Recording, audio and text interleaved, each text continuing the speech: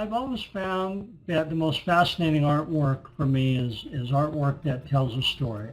I'm a sucker for a good story, and that's part of what attracted me to animation, because the artwork was all part of this wonderful film experience of telling a film story. And even looking back at the classic paintings, Renaissance paintings, illustrations, Norman Rockwell, like one of my favorites, the ones that I like the most are ones that seem to have a story behind them and seem to draw the viewer in and to get involved with it and to ask, okay, what happened right before this, what's going to happen next? And they kind of become involved in the artwork that way. And I love that kind of thing. I love the challenge of trying to make that happen in my artwork. And as far as the philosophy of, in terms of how I approach my work, I've just always really enjoyed learning and trying to achieve the most that I can achieve. I realize I'm limited, as we all are, but I just want to make sure I reach my full potential as a creative artist, as a storyteller, as a designer, and we're going to do that by learning. So I love to learn from other people, and I love to share what I've learned with other people in hopes that it'll help them along the way. And some of the most fulfilling things that I've ever been involved with are those times when I work with other people and they learn and grow and they go on to do great things, and that always makes me feel good because I think, gee, maybe I had a part of that. You know, I was able to help them in some way. That's been as fulfilling as when I'm able to draw or paint a marvelous picture that people enjoy. Teaching is a very is part of the communication, and that's really what art is all about, is communicating.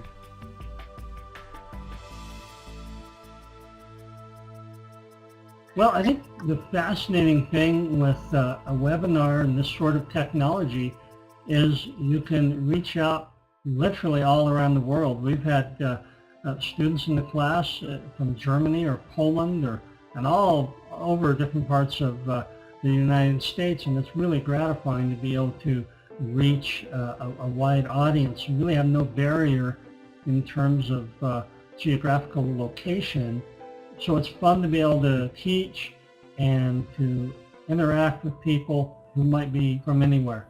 Also, all different levels in their own learning process, and we're able to adapt to whatever their needs are. It's not like a canned lecture that I just say what I say, and there is the nice part about the interactions. I know who the students are in the class. I'm able to see their work. I'm able to hear their questions and get a feel for where they're at and how I can best adapt my teaching and my material to help them along the way. And that's what's really, really nice about it.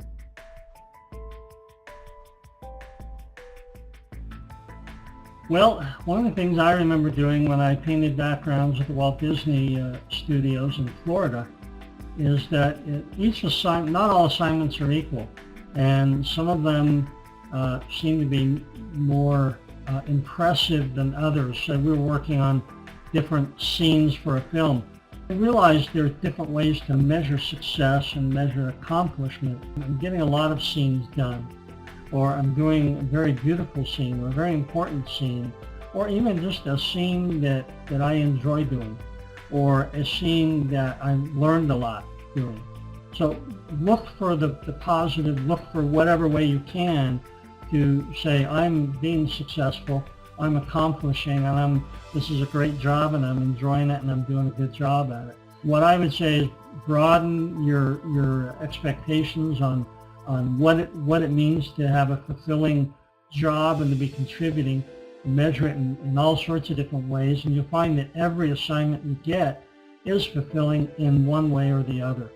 And as far as working under pressure, I wouldn't be afraid of that, but also understand that for many of us, a little bit of pressure helps us to bring out our best, to bring out the best work. If it doesn't seem to be that way at first, cultivate your attitude to try to think of it that way. Realize that, for example, an athlete, who are the greatest athletes? Who are the best athletes? They're always the guys that operate under pressure, because that's what it is when you get to the championships. It's pressure. And the ones that come out on top are the ones that can perform under pressure. Even though it was uncomfortable at the time, even though you wiggle and you squirm with it, but really at the end of the day, that's what's going to make you great. And just learn to understand that and kind of to value that pressure. Not that you want to go out looking for more and more pressure to heap on yourself, but just so you will appreciate it and understand this is actually making me better at what I do. And it will, in the end, it'll separate the professionals from the not so professionals. So if you look at it with that kind of a positive attitude, and it's an opportunity for you to learn and grow.